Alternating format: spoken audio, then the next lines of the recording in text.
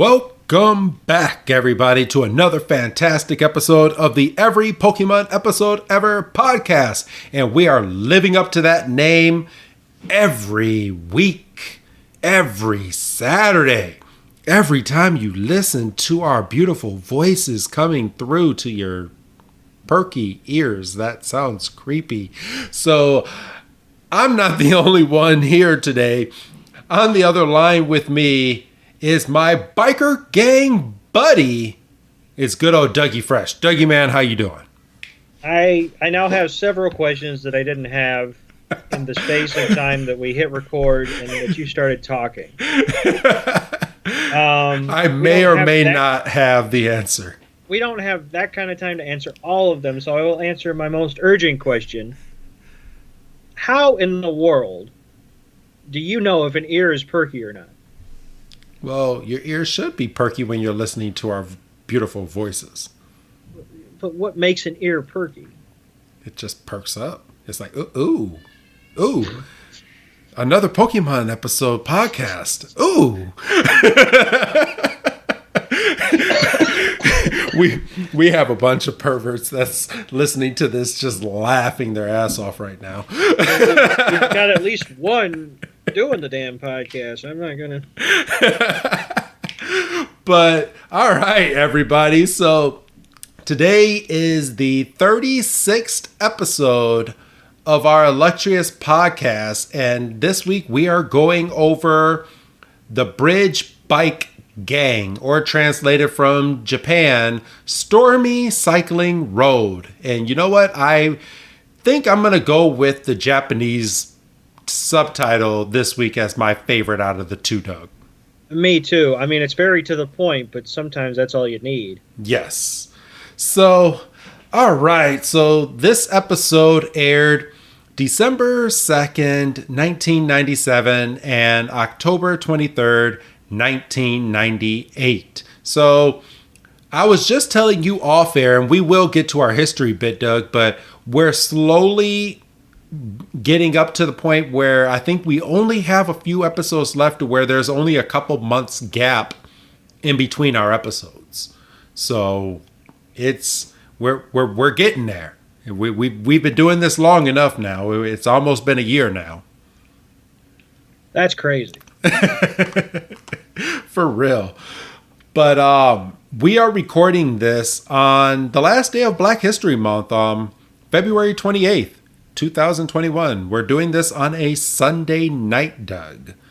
And it's not our usual Tuesday nights that we're recording these, but we kind of took a break. We've been very taking advantage of our backlog that we have going on, and we are staying as modern as we can with our audience. Correct. So, but hopefully our vacations from the podcast are up, because as of this week, we have 3 episodes that we're recording this whole week. So I'm pretty excited for that. And one of them is the Cyber Soldier Porygon episode that I am on the edge of my seat and ready to record. I mean, in the interest of fairness, could have been 4, but a lot of shit has happened. Yes, there was some technical difficulties, but not on our part. One of our co-hosts needed some assistance. And we can say that, and we're not going to go further into detail. I mean, we could. He doesn't listen to this, but yeah. Well, that, and I downloaded a couple things on my end that I needed to kind of do a quick troubleshoot on. I told you to stop downloading that porn onto your computer, Doug. And I told you I don't download it. I just stream it. So, all right, everybody. But real quick, small catch up, Doug. How are you doing? It's been what, like about 2 or 3 weeks since we've last sat down and recorded, me and you together, actually. So how are you doing? I mean, right about now I'm doing pretty good. I mean, last Monday I was able to get outside for my walks after being in the house for 2 weeks. Yeah. We had a really bad winter, and obviously this is coming out way after the point, but hats off to all you Texans out there that finally learned what it's like to drive on ice. So I salute you. I'm sorry that that happened to you, and I from what I'm hearing, it might happen more often than usual out in the southern states. I guess the earth is kind of shifting from what I'm hearing, Doug. Well, I mean, I don't want to get into a whole global warming kind of not debate, but just I'm not trying to do a global warming TED talk, but something that cropped up in the midst of all the cold snap that took over Texas was there are three power grids in the United States. There's one for the eastern seaboard, there's one for the western seaboard, and then Texas has its own power grid because they don't want federal regulation. And because they're not under the federal umbrella, that means that like when the east and west go through weather modifications, for weather or what have you, that means those modifications are up to Texas on their own. And they weren't doing that. So the power grid wasn't winterized, so they weren't ready for it. And quite frankly, why should they be ready for it? But this was just a motherfucker. Yeah.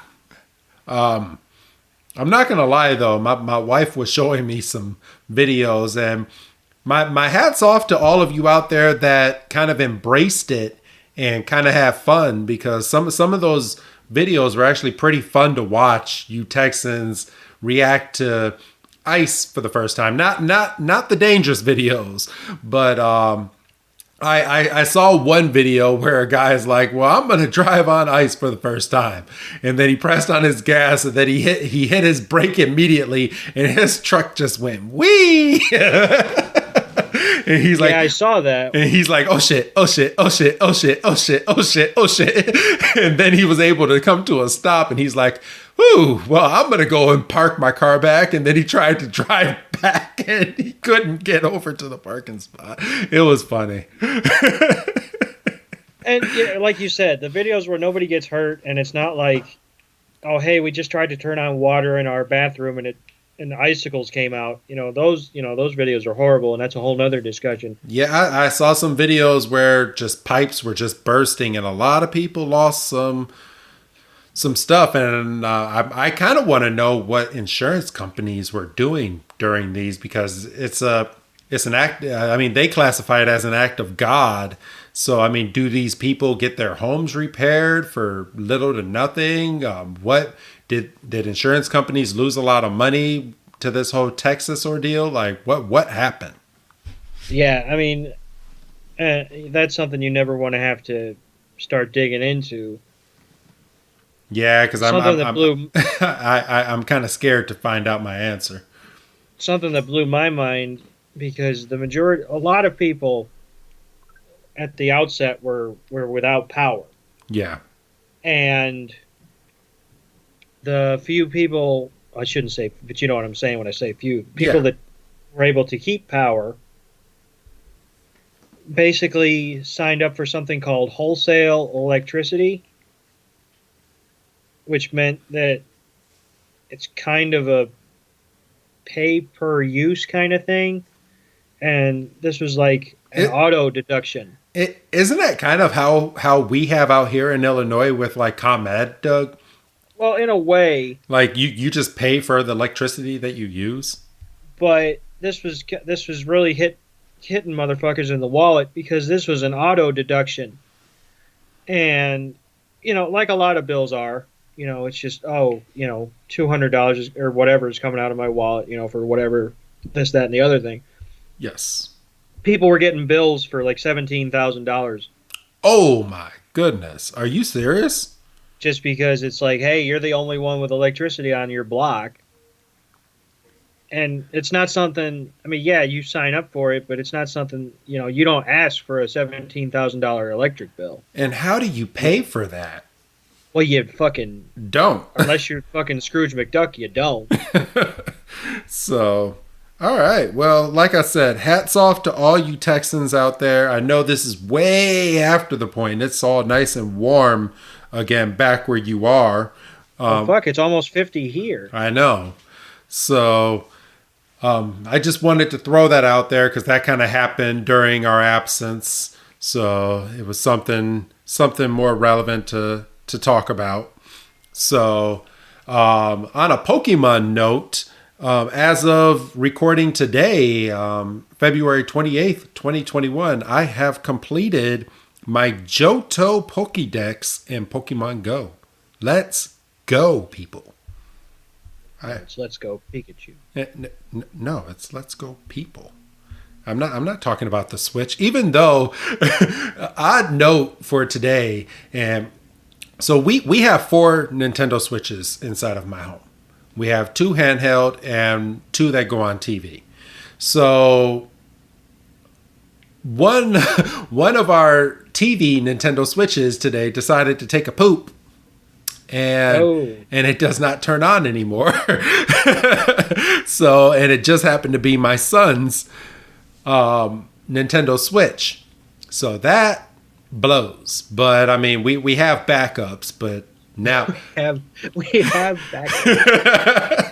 I sound like a spoiled brat, but yeah, we have backups, and it's just my son sitting there like, well, don't you know how to hack stuff, Dad? I was like, well, yeah, but I can't hack your Nintendo Switch to turn it back on. So yeah, that sucked. That was a conversation with my son I did not think I was going to have. Now, I'm curious, and I've been curious since about Christmas time.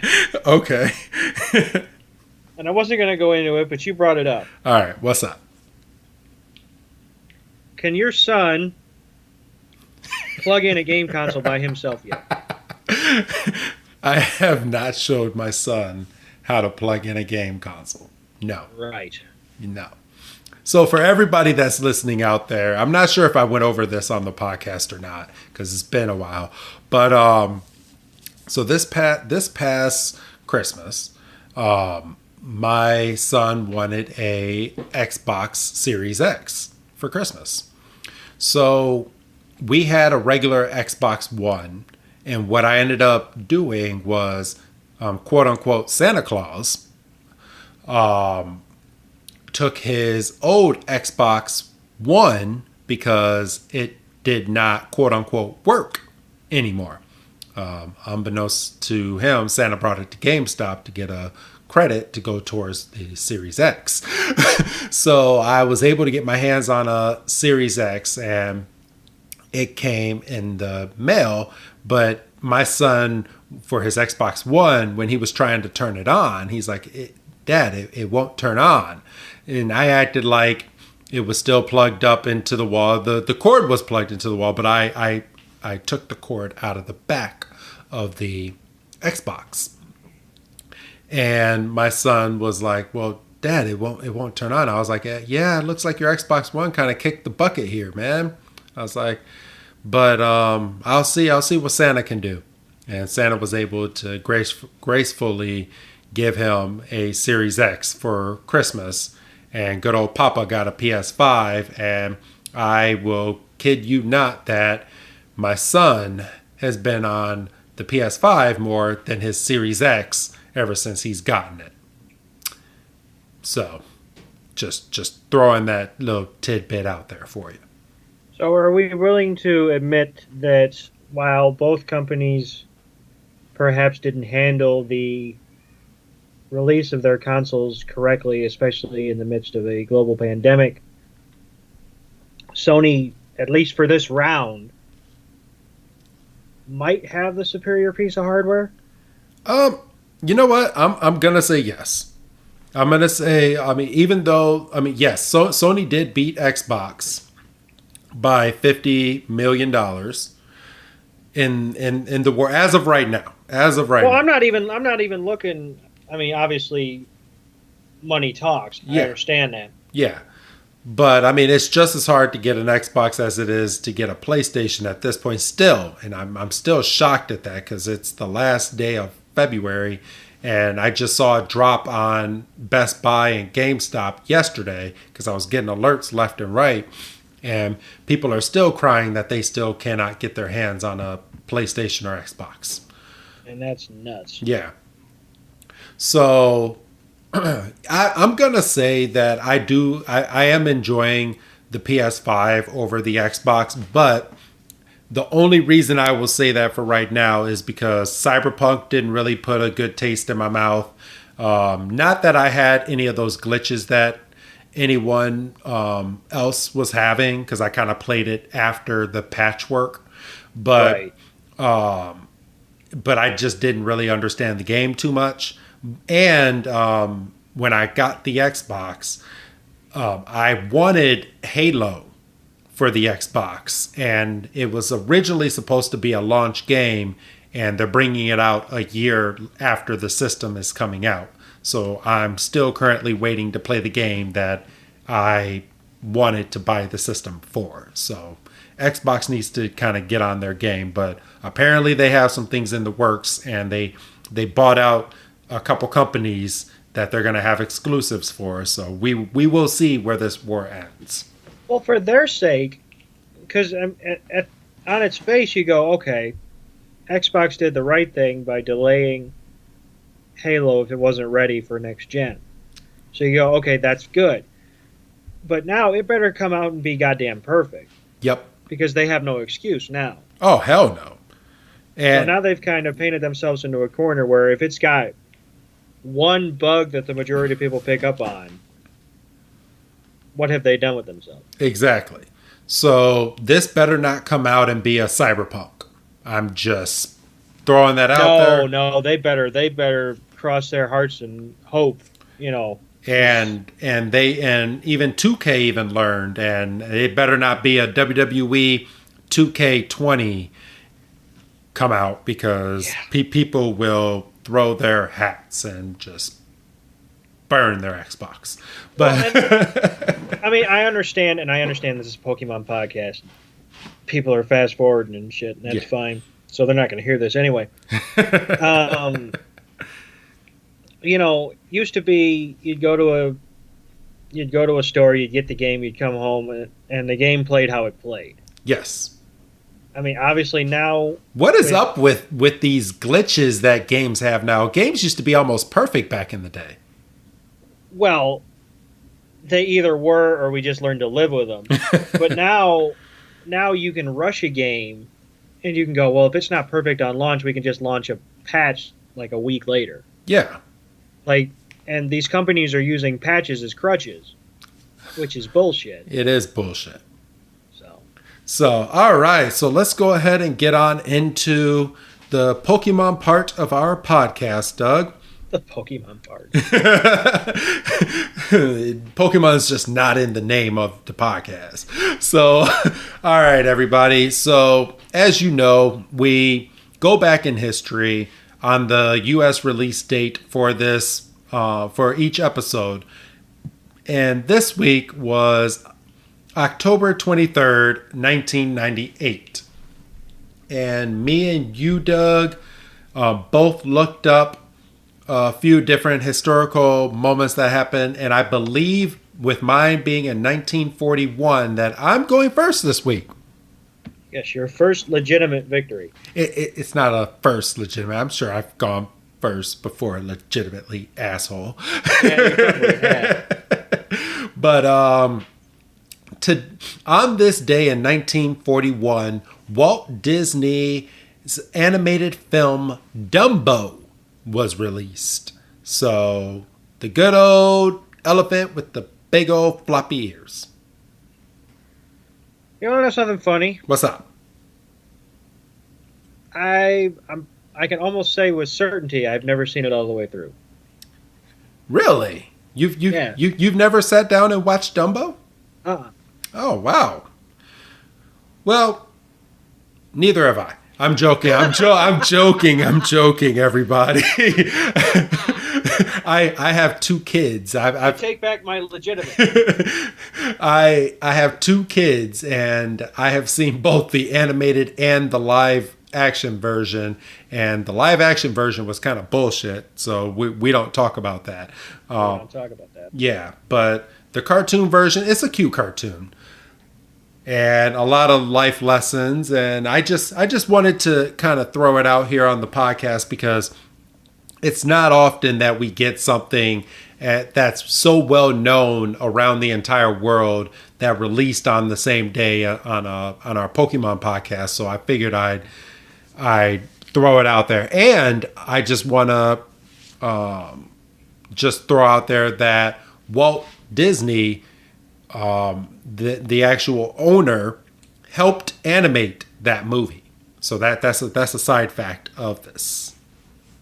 That's a nice little chunk to throw in there. Yeah, he actually helped animate this movie. So, and as anyone that knows Walt Disney, he was a very, very big cartoonist, and that was his inspiration before becoming extremely famous the way that he did. So there you go. So Doug, now that I got mine out of the way, what is yours this week?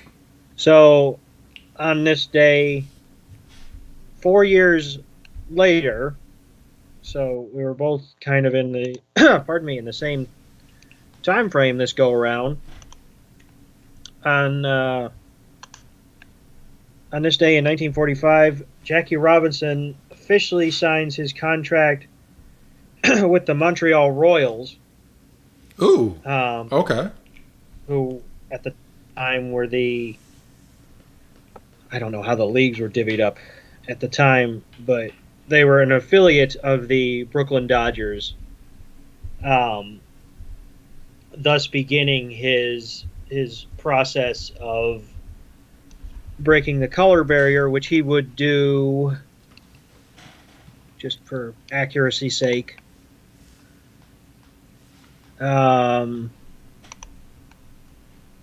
which he would do on... You got this, Doug. April 15th, 1942. There you go. Jesus fuck. Jesus. I'm like Jackie Robinson did. Jesus fuck. And the only reason that happened is because we're recording. Otherwise, you would have had that smack dab. You're damn sure right.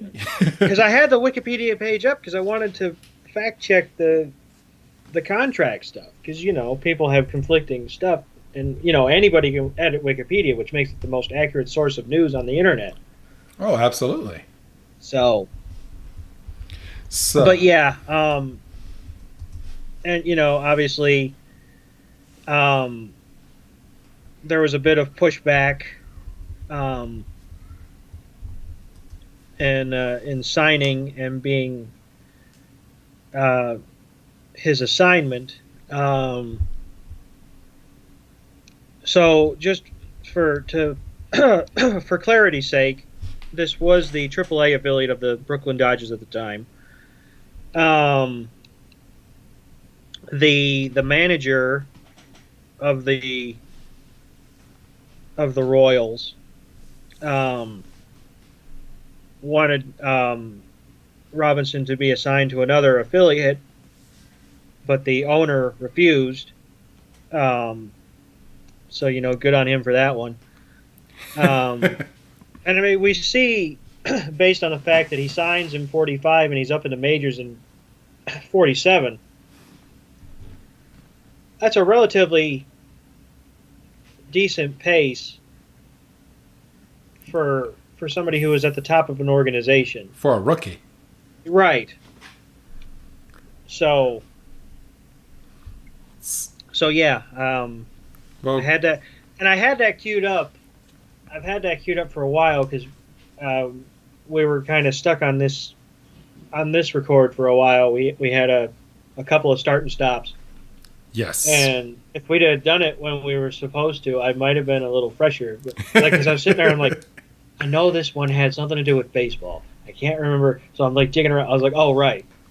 So yeah. You're all Jackie good. Robinson officially signs his professional his Major League Baseball contract. Obviously, he had been in the Negro leagues before that. All right. Well, go ahead with your bad self, Doug. All right.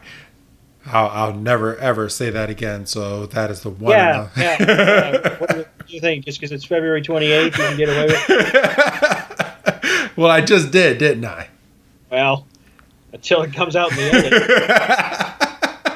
I might edit that part out. What? What time was that? 25 minutes. All right, that's an even number. I can get that. So, all right. So let's go ahead and get on into our Pokemon episode, Doug. Again, everybody, this week's episode is the Bridge Bike Gang. So we are officially out of the Safari Zone, as they mentioned at the beginning of this episode, Doug. Yeah, which is bullshit because you wouldn't know it because we haven't seen it. Yeah. Well, we did. Well, we did. And people listening to the podcast did. Well, I hope anyway. I mean, we don't tell people how to watch these episodes. No, we do not. But they're fairly easy to find online, legally. Right. But if you're a kid watching this in 1998, you didn't see no damn Safari Zone. No, we did not. We did not. So the narrator says, with the fond memories of the Safari Zone behind them, you're sitting there going, what Safari Zone? the narrator would have been better off saying, and all the Tauros that Ash has caught in the Safari Zone. Like, what the fuck? What Tauros? that you'll never see, question mark? It's funny because they like I said, we say it every week, but it's a running gag on the show that we were not in on the joke. I just want to throw that out there. Like, right. Constantly, like Professor Oak gets run over by those Tauros like all the time, but we're not in on the joke because we don't know where the damn Tauros came from. So, no, but we were just kids, so we were just supposed to accept it because it's cartoons and bright colors and action. Let's go electrocute some motherfuckers. All right, so Jesus. So Ash starts off this episode basically looking all chummy. I mean, he's all happy. He just got out of the Safari Zone. They're finally back in the city after how many episodes? Let's see. I'm just going 3. Yeah, after 3 episodes of being in the Safari Zone, and he looks over at Misty and just goes, "Feels weird to be back in a city, huh, Misty?" And then Misty pauses for 6 minutes before she goes, "Yeah, sure does." Like, go back and I mean, obviously it's not 6 minutes. I'm being dramatic because I've watched it twice, but there's a pronounced pause. Yeah, for real. So, but they're in the city, narrators going back and forth, and they're talking about what any 10 and 13-year-old would talk about. They're hungry. They want some food. And they're like, where can we get some food around here? And then all of a sudden, as they're walking, they say, what's that thing? And Ash is like, let's go see.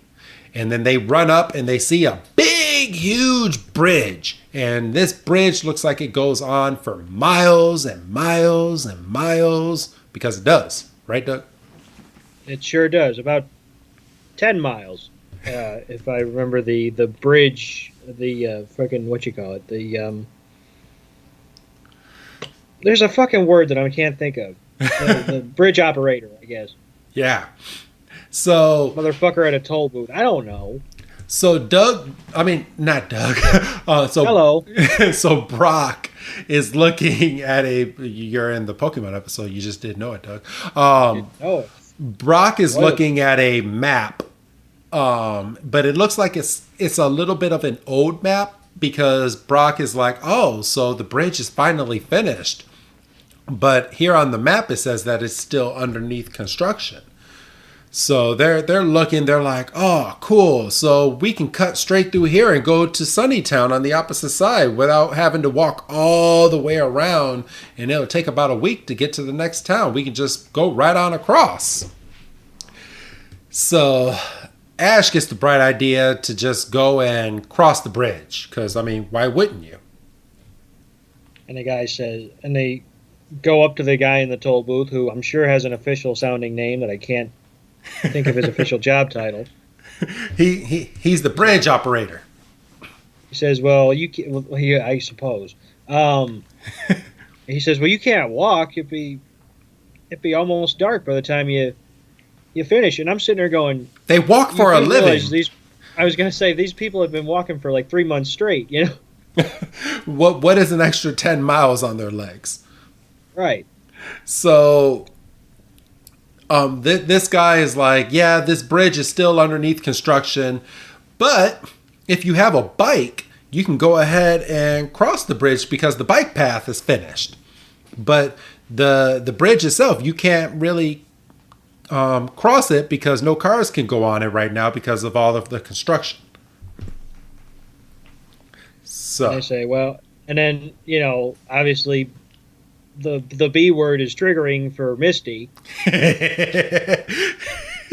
She's like, "Well, if someone didn't fry my bike, we'd be able to just go across on this bridge." And Ash has just given up fighting at this point. He's like, "Yeah, well, shit happens." Yeah, he's like, "Well, damn, I'm sorry." So they're like, "Okay, well, let's go see some of these bikes. Maybe we can just rent a bike. Maybe we can purchase a bike." And then they go and they walk up to the bike store, and Ash, Brock, and Misty look in, and they're just all sad because they see all these brand spanking new bikes, and they're overpriced. And Ash is like, "Yeah, I don't know if they were overpriced, but it's just a matter of they're teenagers and money. Can't afford them." I remember and I know exactly how much, because it kind of pissed me off in the original Pokemon game. So in Pokemon Red and Blue, I remember that unless you had the bike voucher to get a bike, it was $1 million. But they cap you off in the game with your money at 999,900. Yeah, you get where I'm going. So a bunch of nines. Yeah, a bunch of nines. So they cap you at that, so you can never hit that 1 million mark in the original game. So you can never really have enough to really purchase, nor did they expect you to have that much in the game. But if you had a Game Shark, you can just max out your money like crazy and just buy whatever you want. But they never let you. So in the Pokemon episode, I'm just looking at these bikes and I'm like, these bikes are $1 million, and obviously Ash, Misty, and Brock do not have the money for a $1 million bike. Not even to the point where they could pull something together and somebody could ride in a handlebar. I know. They don't even have enough for the wheel of a bike, because the wheel probably costs $250,000 by itself. So it's at this point where the trio decides that they want to go to the Pokemon Center to go figure out a plan. And Misty is like, "You know what? I'm brilliant. I'll figure out a plan for all of us." So we cut to the Pokemon Center, and they're sitting there dejected, and Ash is a smartass and goes, "So how's that master plan working for you?" And she goes, "Shut up, I'm still thinking about it." It's hilarious. Okay, and I want to talk about this for a second. So Doug, obviously you have the scene up with them sitting on the pink couch, correct? Right. So if you pause it and you look at these three, does Ash not look like a teenager in this scene? It's probably one of his more teenager looks. I mean, he's clearly slouched. He's got hand on his head. He's giving Misty the side eye. Yeah. Pikachu's just looking at the camera, breaking the fourth wall. Which is weird because we get to see Pikachu's feet like on a straight up angle. We don't usually see his feet from here. It's weird. He has some big ass chonko feet. It's not right. Is what it is. This drawing is just all sorts of wrong. at least we get to see Ash looking like a teenager. Ash just gives no fucks. I'm just joking, everybody. I'm joking. Which he should. But maybe he doesn't. It took him however long to finally win the Pokemon League. I know, for real. We'll be still doing this podcast when we're freaking 40 by the time we get to that episode. So it's at this point that Nurse Joy walks into the frame, and the trio they're all defeated, they're dejected, but I still don't see why they're not thinking of just walking across the bike path on the bridge and just walking the 10 miles. I still don't get that, because they weren't told no, they can't do it. They were just told they wouldn't get there until nighttime. Which, they're used to being out, essentially 24 hours or whatever. For real. So still don't really get that, but it is what it is. But Brock immediately sees Nurse Joy, and he's like, oh my goodness, please let me help you. I just love caring for Pokemon. It's my life. Please, miss. By the way, are you related to the Joy from Gringy City? And she's like, I'm her cousin. And he says, well, you're much prettier than her, which obviously is the color check on the hat. It's a green cross. Yes, green cross. It's a green cross. It's one of the first things I realize, I recognize now when I see a Nurse Joy. I go, what color is your cross? And I forgot what city it was, but we did have another green, but this one is a dark green for her hat. So yeah, I don't really have the time to go through each Nurse Joy. 36 more episodes. I'm not going to go do that again just for shits and giggles. If it was a segment on the show, maybe if we were like keeping a spreadsheet. Yeah, which I'm sure at some point I'll end up going back and I'll be able to have it written down, but I don't have that time right now because we're in the middle. Ain't nobody got time for that. Hell no. So it's at this point that Nurse Joy is talking about a very sick Pokemon that's over in the next town, and that she can't leave the Pokemon Center to bring the Pokemon the medicine because she has to stay on duty out here. But the Pokemon will basically die if it doesn't get the medicine. It's not feeling good, which we find out that the Pokemon is a shelter. Yes. So Nurse Joy asks the trio, she says, I see you guys are sitting here. Would you guys mind taking this medicine over to the sick Pokemon in the next city? And the trio's like, yeah, we would love to, but we don't have a bike to get over there. And of course, Nurse Joy has a stash of bikes, and she's like, well, you can use one of ours and just drop it off at the next city.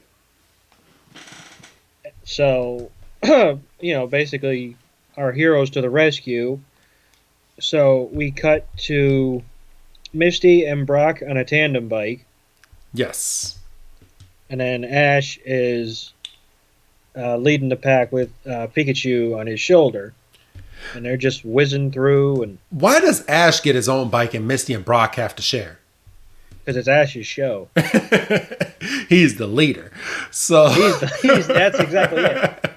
It says it on his business card. Ash Ketchum, I'm the leader.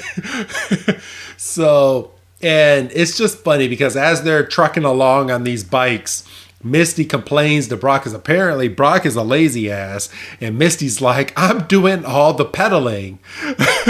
Why don't you do something? It's hard to be that horny and pedal at the same time. God, we can't make those jokes, Doug. She's 10. I'm not talking about for her. He's thinking about Nurse Joy. Oh, okay. For goodness sake. No. The Brock is in trouble episode is coming up. It's our next one. Where I had to pause it several times and go, oh my God. Brock's going to jail. For real. Like tonight. Yeah. We'll get into that episode next week. Ditto episode next week, everybody. Ditto episode. It's a good episode, but Brock's in trouble. Yeah, Brock's in a lot of trouble in that episode. So, all right. Hey, why did you do that? drive up interest for the next episode. Why is Brock in trouble? You have to listen next week at 8 a.m. Central Time for the drop of the episode next Saturday. So it's at this point that, of course, we can't have an episode yet without Team Rocket being in the episode. So Team Rocket is here in the episode, and they are in what looks like it's a raft. A raft with a paddle, and James is rowing this raft, and just they're getting ready to, I guess, go into town. I guess. Yeah, it's not really explained why they're on a raft and why they're not, in town or whatever. And basically, Meowth is just doing exposition for the audience, and it's here we get a juicy little Jesse and James nugget. We find out that they were basically raised in this town. Yes. So this is their hometown, which kind of has a little bit of loopholes in a future episode. Yeah. So I'm gonna throw that little tidbit in, and it's not even just that, but there's like 3 different episodes, because I mean, as we alluded to on past episodes, James is extremely rich.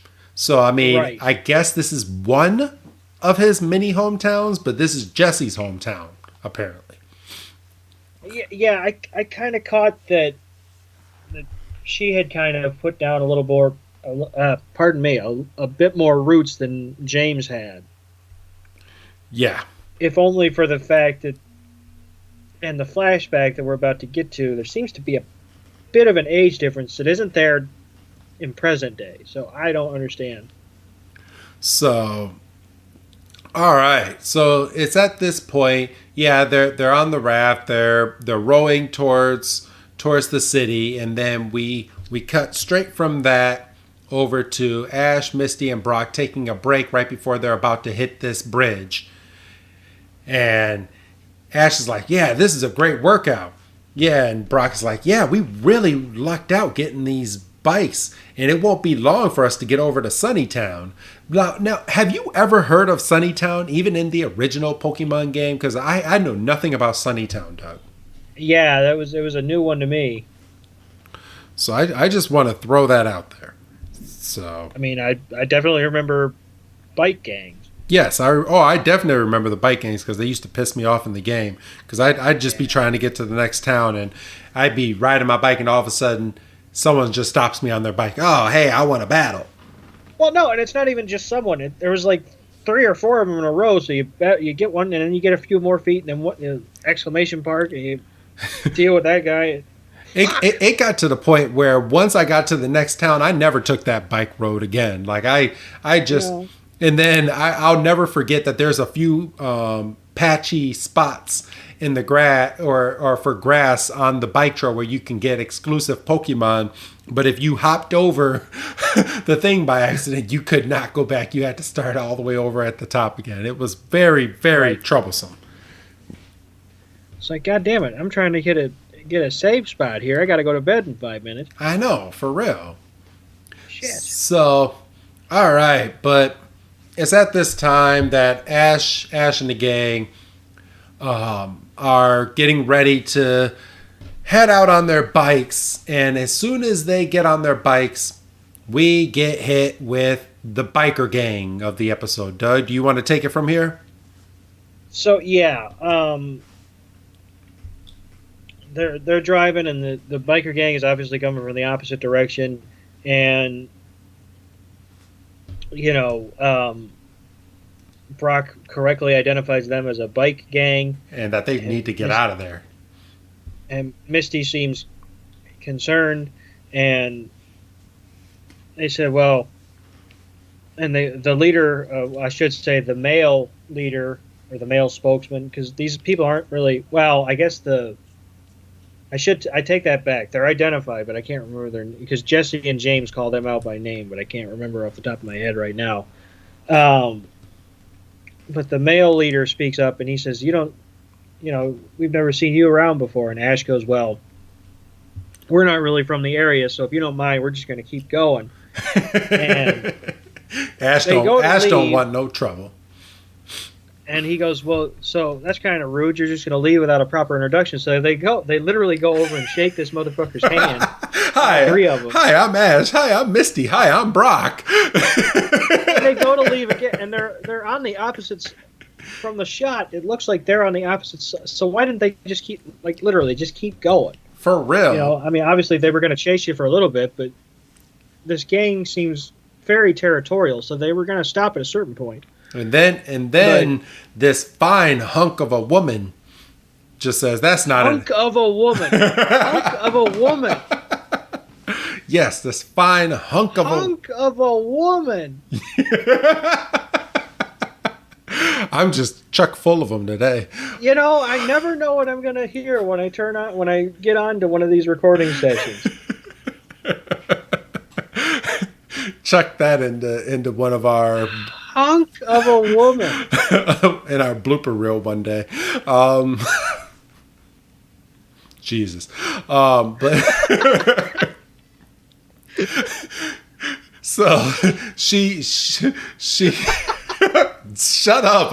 We're trying to review an episode, Doug. I can't be sitting here laughing for 5 minutes. Stop it. So, well, hey, if that mute button you showed me worked, you could just keep going. I could just be laughing to myself, but apparently that doesn't work. I know. So it only works on the person that's recording. So this woman stops and says, when we say introduction, we mean Pokemon battle. So it's time. And I'm sitting there going, just say that to begin with. We all know Pokemon exist. Exactly. And then you get Ash in battle mode, and he's like, "Ooh, you ready? I accept." And freaking Brock starts getting all smitten in the back. Yeah, you missed a hell of a well, I don't know if you missed it. I'm sure you're coming up with it. Brock has a great zinger here. He's like, "I'd like an introduction to you. Would you go out with me?" She goes, "Get lost. I only care about my bike and my gang." He goes, "Is that a no?" Go, Brock. Oh, stop it, man. Stop it. You horny little man. Oh, but in his defense, that is one hunk of a woman. I'm just hunk of a woman. No, we're gonna make that work. We're gonna make that work. I don't know how, and I don't know where, and I don't know when. It's gonna. I mean, it's going over to the other show. I can tell you that much right now. Oh, jeez. Oh no. I promise you. Oh, jeez. Oh man. What did I do? What did I do? Hunk of a woman. Yes, hunk of a woman. So, all right. Tattoos. So, it's Ash versus the. And it's gonna really bother. I mean, I'm gonna have to. We'll get their names once Jesse and James come up. Right. So the male spokesman versus Ash, and the male spokesman brings out a golem, which I had another moment with Ash where I just had to throw my hands up. Like, how do you not know what a golem is? Because golem comes out, and obviously, and I shouldn't have to be going over this on our 37th episode. Is it 37? No. This is the 36th episode. 36. I keep because on the counter it says 34, but they're not counting this. So I shouldn't have to go over this on our 36th episode. But one of the main hooks of Pokemon is that they can only, except for Meowth, they can only say their name. Yes, Golem. So the motherfucker comes out of the Pokeball, says Golem, and Ash, with no sense of sarcasm or any kind of, like, he's in on the joke, goes, "What's that?" Except the motherfucker just said his name. Well, some Pokemon don't say their name, but we'll get into that on a later episode. Well, no, I mean some Pokemon it's just a growl. I understand that. So, the motherfucker just said his name. That's all he can say. Golem. But he comes out and the Pokedex goes, Golem, a Megaton Pokemon. Once a year, it sheds its bedrock shell and grows larger. So And I said, shit. But apparently that's different from an evolution. yeah. So Ash actually gets the right Pokemon, but his Pokemon doesn't know the right moves to face this Golem. But he brings out a Bulbasaur, which Right. if he had a stronger Bulbasaur would have been the perfect match for Golem. So I'm gonna take my hat off to Ash for this moment real quick. No, I mean, and we can talk shit on Ash, and we have for a lot of these episodes. A bulk of these episodes is let's all dunk on Ash and how clueless he is, and how bad of a trainer he is, and how just much of a dick he is. But in this instance, he was right. He's just got an underprepared Bulbasaur. Yeah. And he got called out too because the leader of the biker gang was like, "What is that?" He's like, "That whippy." Because Ash called out a vine whip on the Golem, and he's like, "That whippy vine whip attack will never get through Golem's shell. Golem's shell is too hard." And he's right. And poor Bulbasaur gets tackled, and that's the end of Bulbasaur. Yeah, and what a tackle it was too. I'm surprised that Bulbasaur didn't go in the water, like off the bridge into the water. And I'm sitting here going, should he real? And I mean, obviously they're not on the. Well, they are, aren't they? They're on the bridge. Yeah, they're battling on the bridge, just like in the video game. So should Golem be doing tackle on this freshly constructed bridge? Well, I mean, no. If they made the bridge properly, it shouldn't break. But this is a megaton Pokemon. Yeah, it's a megaton. There's some serious shit rolling here. But this Golem can't weigh more than a car, can it? Possibly. That's undetermined at this particular moment. And I also had an instance on this because Bulbasaur got knocked the fuck out. And right. Ash didn't run over to Bulbasaur. He just gave him the dumb look, and Misty ran over to Bulbasaur and was like, "Are you okay, Bulbasaur?" And, well, Ash gets in battle mode once that hat goes backwards. And yeah, and Ash is like Ash literally, and I'm looking at subtitles as we're doing this, literally growls and says, "Return, Bulbasaur." Like, you asshole. He was watching Rocky, and he was really taken by the scene where he goes, "If he dies, he dies." Line of the podcast: if he dies, he dies, and hunk of a woman. Hunk of a woman. So, all right, but Ash gets in battle mode again and goes, "You know what? When times get hard, who do I call out? I call out Charmander." And Charmander just gets fucking... He always gets the butt of the joke in this damn Pokemon show because he comes out, he does fucking Fire Spin and fucking starts heating up Golem, and Golem just turns red, and then when he turns red, he's just a big thing of... Oh, wait, no.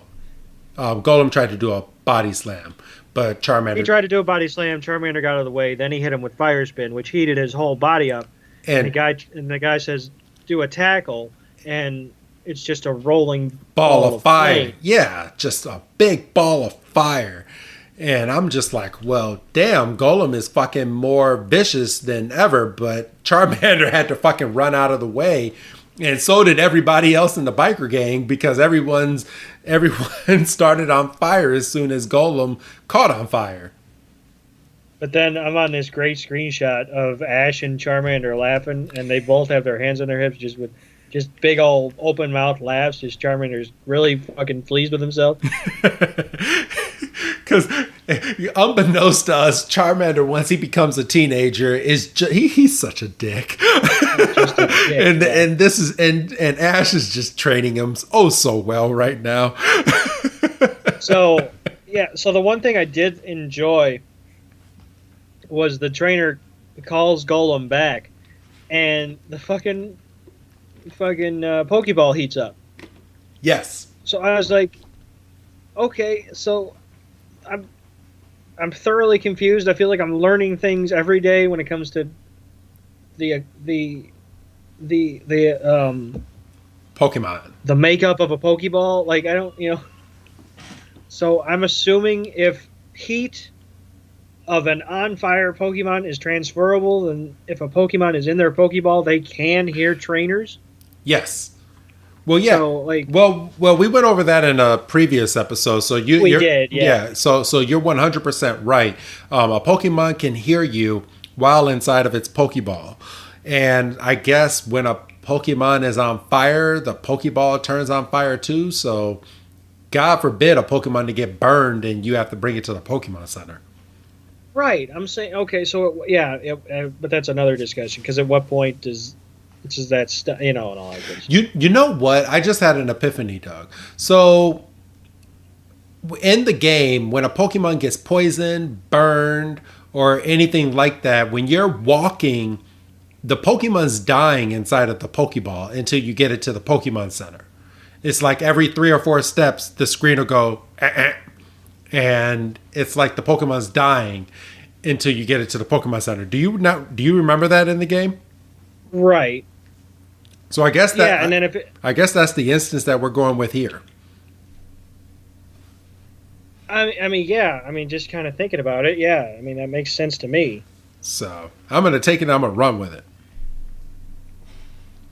it. So the female spokesman steps up and goes, "Well, now it's my turn," and she calls out a cloister. And Ash again goes, "What is that?" I mean, Cloyster just comes out and goes, "Cloy." So I mean, in his defense for this one, he could have thought that thing was just a Cloy. Well, fair. Yeah, at this point, if that's what we're going off of, yeah. But he pulls out the Pokedex, and the Pokedex goes, Cloyster, a bivalve Pokemon. Its shell is incredibly strong and resistant to a bomb. Its shell only opens when it attacks. And Ash is like, okay, no sweat. And Missy's like, it's a water Pokemon. Let me battle it. And this is where we get a funny moment in the show. Which one goes, you battle? Hold on, I had it paused up. So, oh yeah, the girl goes, yeah, you battle? And Ash is like, all right, well, let her go on and battle then. And Misty's thinking in her head as to which Pokemon that she wants. And she's like, I know, I'm going to battle you with Stormy. And fucking Psyduck comes out. And then she's like, well, shit, he's out there, isn't he? Yep. And she's like, all right, go give it a try. And Psyduck is fucking happy. He's like, Psyduck, Psyduck, Psyduck. As he's walking and he's looking around and he gets confused and the whole biker gang just starts laughing at her. I felt bad. Yeah. Because for all Psyduck knows, he's just out and having some fresh air. He's just happy to be out of there, and he can wagging his butt. He's having a good old time. And what the fuck was up with Misty in this instance? Because the attack that she calls out is fucking Tail Whip. What the fuck is Tail Whip gonna do to a fucking Cloyster? It's gonna do about the same that fucking Scratch is gonna do. I guess so. Sigh. As he wiggles his butt, and Ash can't hold back his laughter either. And Pikachu is just telling Ash, basically, Ash, shut up. Hey man, shut up. And he backs up into one of Cloyster's spikes on its shell and just pokes itself. And, Misty kind of starts coming around. She's like, well, wait until they figure out his real power. And she's like, use confusion, use your... And then Brock has to go, Misty, his headache's not strong enough. So she turns on a dime and goes, Come on, Cloister, give it a good shot. Go for the head. And the fucking biker gang is like, she's even cheering for us now. And they just start laughing at her again. I felt so bad for fucking Cloister in this instance. And Cloister just comes up and just clamps on freaking Psyduck. And they're like, Psyduck needs help. I'll give you a headache myself. And she goes, I'm going to... And she picks up her fucking, one of the bikes, and Brock's like holding her back. And thankfully for Psyduck's sake, fucking the Fuzz shows up. Yeah. Freaking Team Rocket come out singing they're on unicycles. And no, it's Officer Jenny. No, it isn't. No, it's not. It's Jesse and James. It wasn't. I thought it was Jen. No, she's coming later. Yes. So Jesse and James come up with Meowth, and Jesse and James are on unicycles, and they're making their grand introduction to the biker gang, who we end up finding out know Team Rocket. And we finally get the girl's name with the hunk of a woman. Her name is Tyra.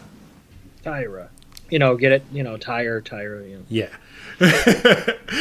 And they call them Big Jess. And then the leader, his name is Chopper. He's like, you're looking good, Chopper. And he's like, Little Jim. Big Jess and Little Jim? What's that all about? Ash goes. And Team Rocket then has to explain that they used to live in this town back in the day, and they were the leader of this of this biker gang. And apparently they called Jesse Chainer Jess. Chainer Jess, and James was Trainer Jim. Yep. Because Jesse had a chain that she would swing around, which Trainer James. Frankly, seemed Trainer James, and then we see a flashback of Jesse riding her bike, swinging a chain, which quite frankly seemed very dangerous, and James on fucking training wheels. On his training wheels, and I got a bit of an age gap between Jesse and James, and maybe on second look, maybe it's not as pronounced as I thought it was. Well, I got it. It kind of looks like because obviously we've kind of established during this podcast that Team Rocket seems like they're at least in their 20s, like they're a little older. But I'm guessing this biker gang, they were just little kids when Jesse and James were kind of running things. So this biker gang looked up to them because they thought that Jesse and James were so cool because they were so little when they knew them. Right. And I kind of got that from because Ash, Misty, and Brock kind of was like, well, they seem kind of lame. Those are some lame nicknames, like, ew.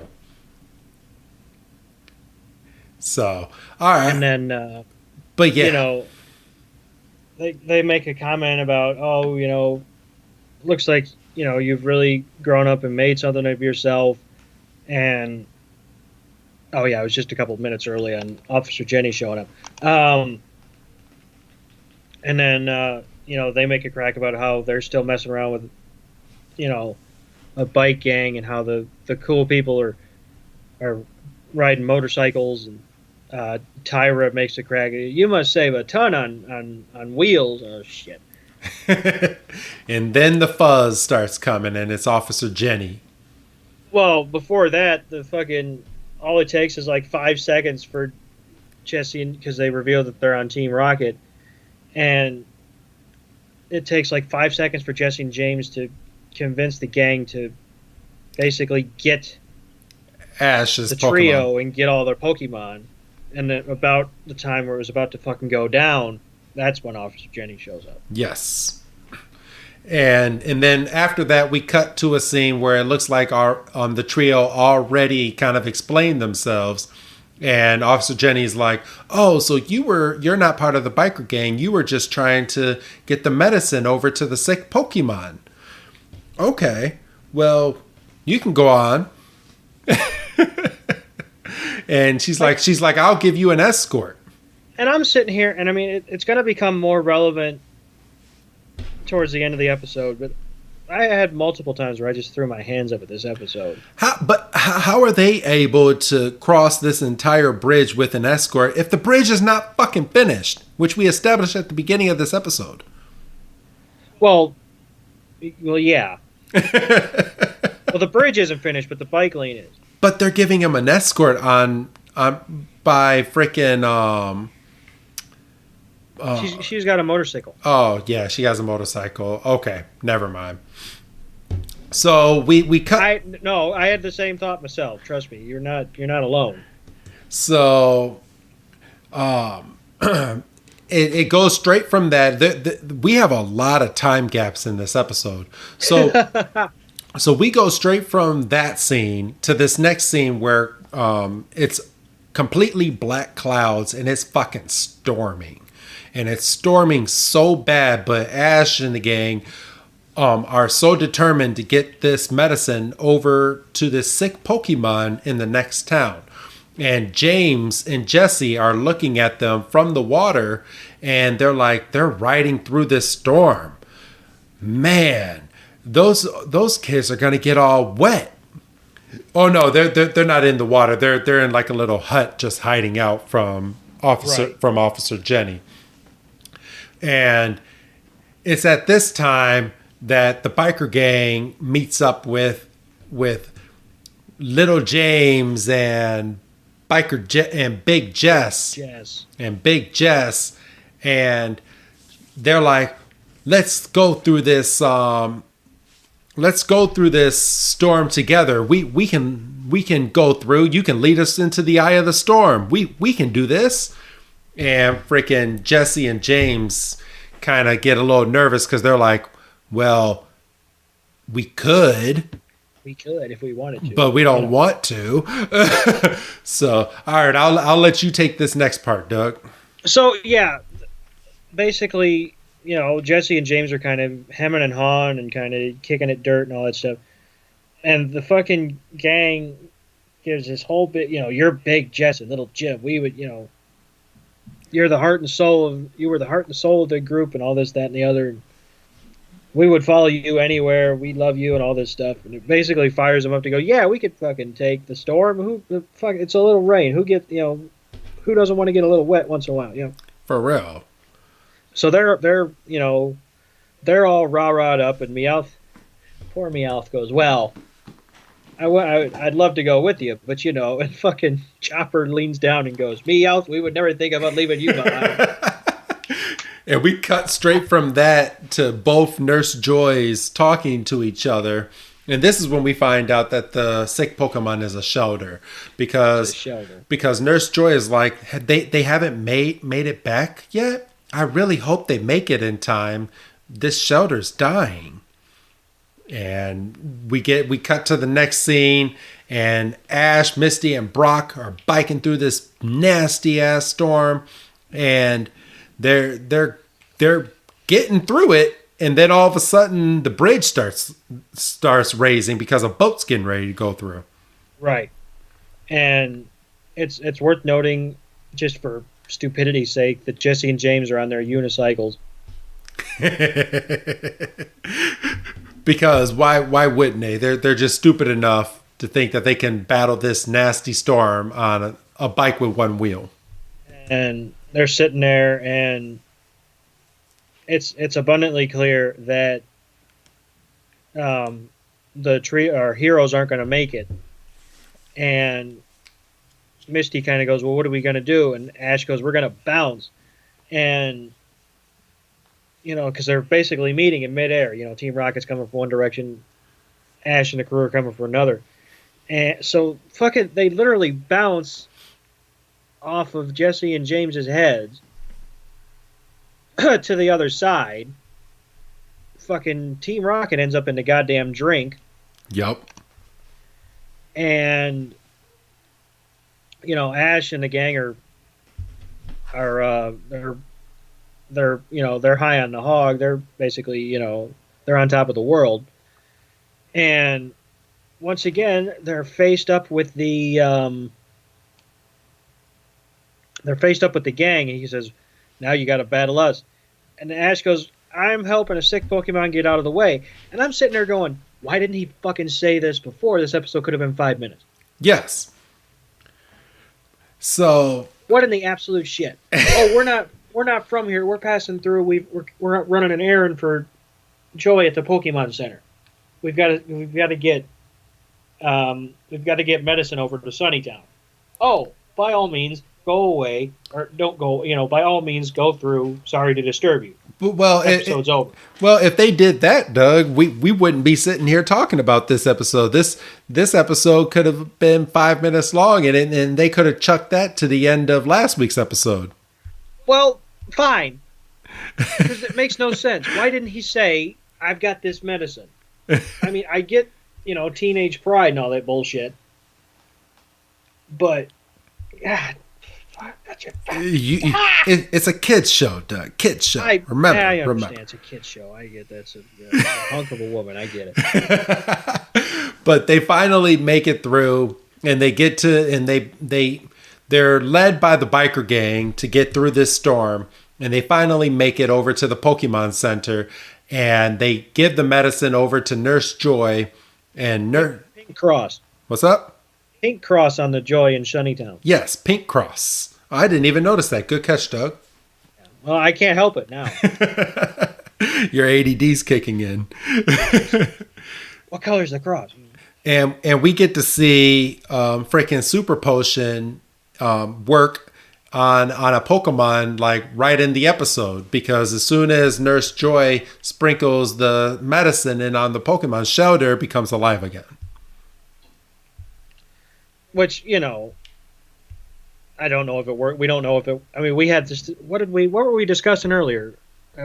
Episodes back, we had this discussion about we don't know how it actually works. Stones. Evolution stones. Yes. So, all right, but we go through, and Chopper goes ahead and gives Ash the nickname Awesome Ash. He's like, from now on, you're Awesome Ash. And Tyra looks at Misty, and she's like, you are Mighty Misty. And you want to give Brock comes in. He's like, you can call me honey. And he just gets is it like a Street Fighter punch where when you lose in Street Fighter, you just fall in slow motion? Yeah. So Brock gets slapped in the face, and he just goes over and fuck that. Yeah, it is a slap, because she does kind of have an open hand. Kind of. I was like, fuck that, it's a punch, but no, her hand is definitely on the screen. I have it screenshot. Poor Brock has just got a mark in his face. He's just up in the air. So we go over to the narrator, basically saying that we have a happy ending for all except for one group, and we get a look at freaking Team Rocket again. Because we can't assume, even though they've blasted off, 33 times before this or whatever it's been, we can't assume that they're dead. So they come rising out of the water, and they're tracking through the beach, and they go past the pier, and they go, well, this is a vicious cycle. Yep. Get it? Because it was a biker episode. Ha ha ha. And that's the end of the episode. So, and I'm assuming, and we didn't do this, but I'm gonna go ahead and guess that the Who's That Pokemon... I actually don't know this week because I was watching it via YouTube. I was not watching it on my DVD this week. Just for my sake, because I can get it. Okay, go ahead and get it for us, Doug. I'm gonna, for the record, I want it shown that I think and I mean, you can't tell that I don't already have the answer up, and I'm gonna say Golem. And the answer, according to Bulbapedia, is Cloyster. Oh, nice. Cloyster? Yes, Cloyster. No. Yes. And thank you for telling me that the Who's That Pokemon is on Bulbapedia, because I had no idea. So I'm gonna be looking it up on there from now on. Yeah, about a little over halfway down the page usually. Oh, okay, cool. So, all right. I disagree. Well, it's one of those episodes that got you, Doug, and they got you. Yeah. What was the other one? Where they like it was Tentacruel, and it was the fucking Who's That Pokemon was Horsey. Yes. I'm like, fuck me. So, all right. Well, I think we're pretty much good to go now, Doug. Next week's episode is called Ditto's Mysterious Mansion, or translated from Japanese, Metamon and the Copycat Girl. So, you know what? I like Metamon and the Copycat Girl, but Ditto's Mysterious Mansion kind of has a little ring to it. Well, I like Ditto's Mysterious Mansion a little better because it actually shouts out the Pokemon. I'm sure Metamon is the Japanese translation. Japanese translation. Yeah. But I Ditto's Mysterious Mansion. It works for you? Sounds like almost like it could have been like an N64 game. Yeah, that works. So yeah, we are good to go. That's next week's episode. And also, I'm preparing everybody, just in case you're not listening to this in order or you're listening to this a year down the line. We have our Cyber Soldier Porygon episode coming up in 2 weeks, an episode that never aired here in the US, and we will be covering that and all of its glory, and we will make sure to watch that episode in bright lights, because this episode made a lot of kids sick over in Japan. Well, and I think you should be a little more broad with your, because you said it didn't air here in America. Apparently, we've got Canadian listeners, so we should just be safe and say it never aired outside of Japan, and even in Japan, according to what you said, it only aired once. Yes, it did only air once, and they never edited the episode. They never re-edited the episode. Everything was a one-shot go, because as soon as all those kids got sick, the episode was taken down.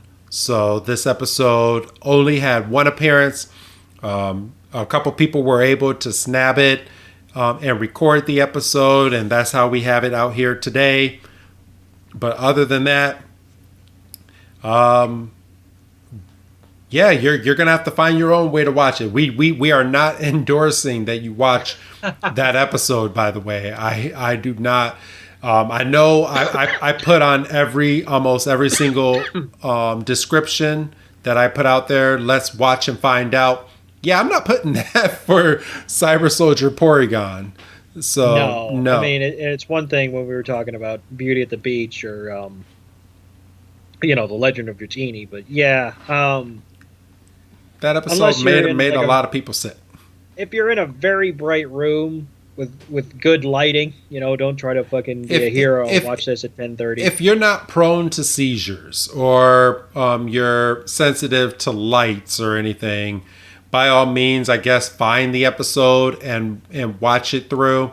But we're not endorsing that. I myself, I will throw it out there. I have seizures, but I know how to be able to watch the episode a safe way. I was stupid and didn't do that the first time, and luckily I did not have a seizure, but I completely forgot that they had that scene, and I was watching it in a dark room, and I was like, whoa, bright lights. Oh my gosh, close my eyes. Oh my gosh, I can still see the lights.